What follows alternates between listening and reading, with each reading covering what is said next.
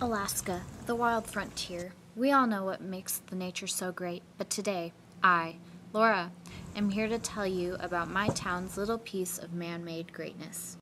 The Million Dollar Bridge, aka the Miles Bridge, was completed in 1910 as a one-track railroad bridge that carried ore trains between the Kennecott copper mines and the Cordova Harbor. It was an engineering challenge since they had to make the bridge between the Charles and Miles Glacier. Back then, they were much more close, and with the icebergs floating downstream from the Miles Glacier in the summer, this forced crews to do much of their work in the winter. M.J. Heaney was the contractor of the Million Dollar Bridge and the rest of the steel bridges to make the Copper River Highway.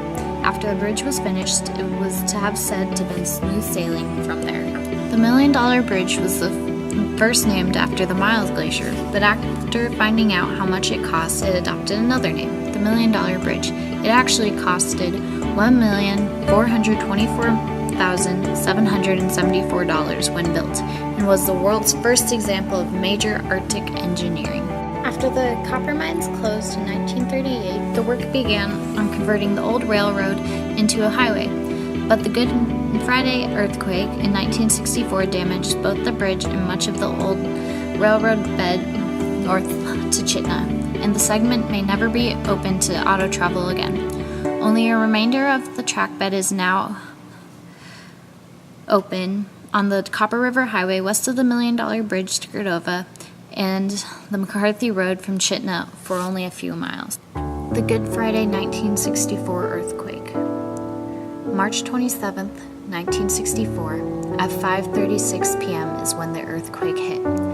This massive 9.2 earthquake was and still the second largest ever recorded earthquake in the world. The quake shook the earth for a whole 4 minutes before it ceased, and somewhere in those 4 minutes, the bridge had fallen.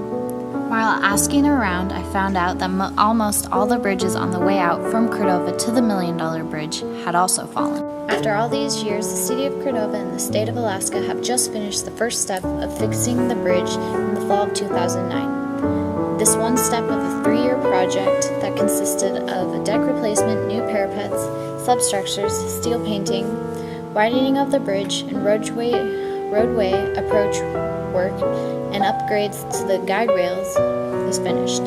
Hopefully everything will go as planned with the road and bridge and it will get completed on time.